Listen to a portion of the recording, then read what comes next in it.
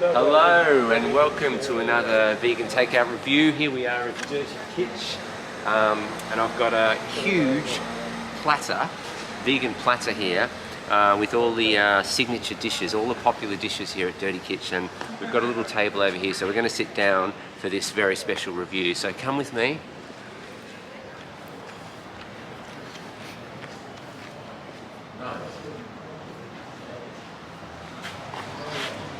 Now, so Adam, the chef of Dirty Kitch, this place has been going for I don't know how long now. It's been a good few years. In Fargo Village, we are in Coventry. It's the kind of the independent little scenes to place. A lot of we're at Twisted Barrel tap house, brewer tap house there. Lovely ales, and they share the seating with Dirty Kitch and a few of the other venues here. But this is without a doubt the most impressive looking vegan takeout food in terms of that dirty vegan food that I've seen, certainly that I've seen in Coventry. So I'm really looking forward to this. Adam's a lovely guy. He's been hugely busy today, and he's put together this special plate for us tonight for review. These are some of his sauces. This one is the buffalo sauce, and it's all homemade, all made in-house. Adam is a chef by his own admission, and he's said this is incredibly hot. So I'm going to dip my finger in there and try that before I'm going to blast my taste buds. It is hot. It's a Tabasco type sauce. Lovely. Barbecue sauce here, some kind of garlic aioli here. But anyway, the grand unveiling of this magnificent plate of food. So I'm going to, I'm looking forward to this. It's heavy in weight, so I'm sure it's going to be loaded with vegan deliciousness. Wow! How about that, huh? Look at that. So I could probably take you through what we've got here. We've got some fries, seasoned, dirty rice, some kind of salad here with coleslaw. This is a kale salad here. Lovely gherkins, love a gherkin, me, always have done. We've got some mac and cheese. This is burnt ends, I'd say. It's a seitan burnt ends type thing. And this is their famous chicken, southern fried chicken with sauce on there. So I don't really know where to start. I mean, you always start with the chip, don't you? Let's keep this natural.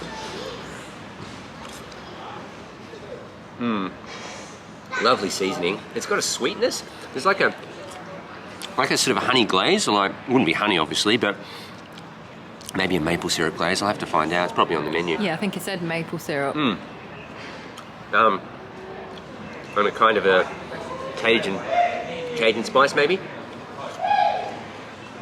I just can't wait to try this chicken, and I'm really looking forward to this. So you can see this is so well, the breading that is so well done here. You can see all the lovely seasoning in there, perfectly fried, crispy.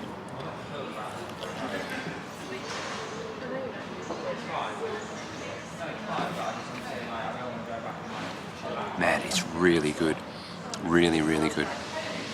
Check that out.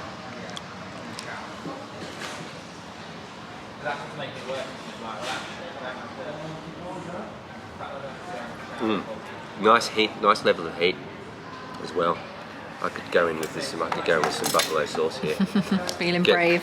Getting a little indulgent with the spicy sauce here. Really good. We'll edit that bit out. That was an involuntary. Really good. Very good. Right, what next? You choose, Space. Come on. Mac and cheese. Mac and cheese. Even though I'm a vegan, I'll always dodge the salad. Oh, I love a good salad, but we want this stodgy vegan dirtiness, don't we?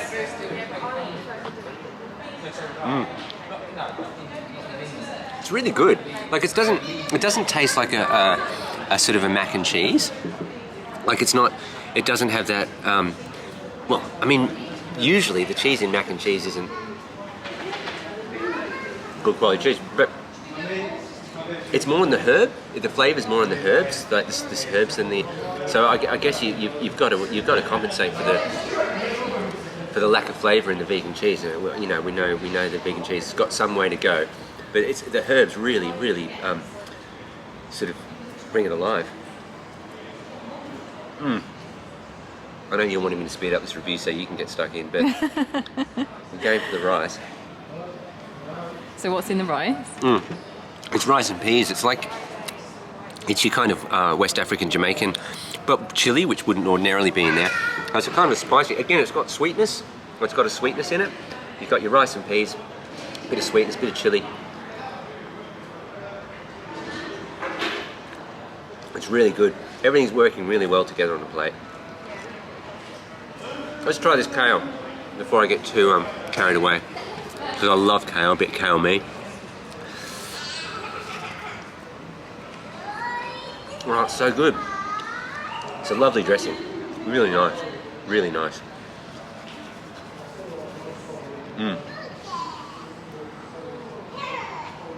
I've never eaten kale like this. I've never eaten kale as a salad. You're probably all thinking, where have you been? Where's it been all your life? And I'm thinking that now, where has this salad kale been in my life? Because it works really well. I normally have it, I'll normally cook it up. I'll either throw it in the oven with a bit of, just a tiny bit of salt, bit of olive oil, have it sort of crispy, or I'll stir it in with my food.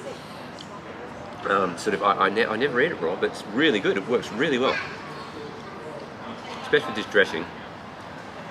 And you've got your red cabbage slaw, and I reckon the reason the gherkin's next to it is because you want to have these two together. They complement each other perfectly. Love a gherkin.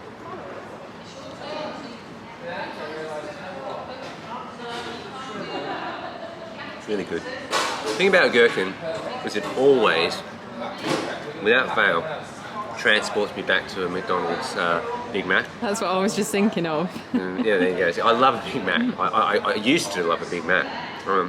That's how most people have a gherkin though, isn't it? Yeah. I think at a very early age. It's their first exposure to it. And most kids will throw it out because it's... Yeah, people used to throw them on the walls, didn't they? Yeah. It's the best bit. Yeah. Right, so this is the kind of the ribs, I guess, but it's a dirty... What was it? Can you remember what it's called? Burnt ends, barbecue burnt ends. Barbecue ends.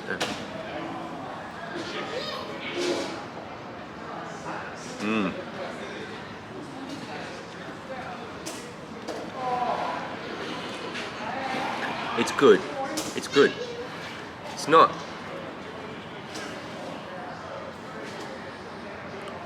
the best thing on the plate, but it's really good. It's just the way it's glazed. Flavors are good, but I've never been a huge fan of seitan. Getting into it slowly, but I prefer a sort of a tofu. But it probably wouldn't work with a dish like this, but really good. Still really good. I mean, it's a magnificent plate of food. So I think, in terms of my foray into like vegan takeout food in Coventry, this is by far the best I've had so far. I do love a falafel. I love the falafel at my favourite place in Hillsfield, the Kurdish Cafe. But in terms of like that sort of really dirty vegan kind of junk food, this is hands down. You want to take another look at that chicken? I haven't even tried these barbecue sauces.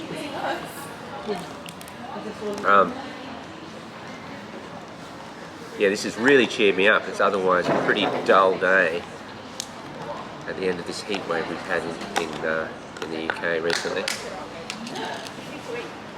This is the barbecue sauce.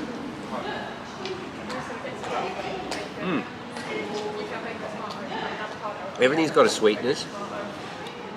It's really yummy, really fruity, really rich. I mean, that's what works well. I'm a bit of a convert now to that sort of sweet and salty, and everything's in that way. That's the way it's all put together. Really nice sauce. I can just dip in this all day. But it's got to be. It's all about the chicken. This is really good.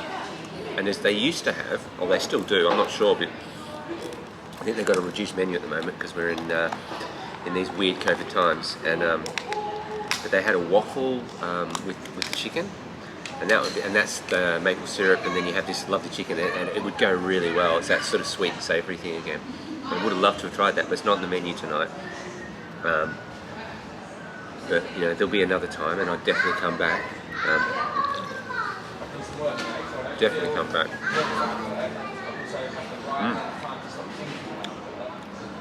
Yeah, really impressed. So I'm Vegan Dan, and that's my review.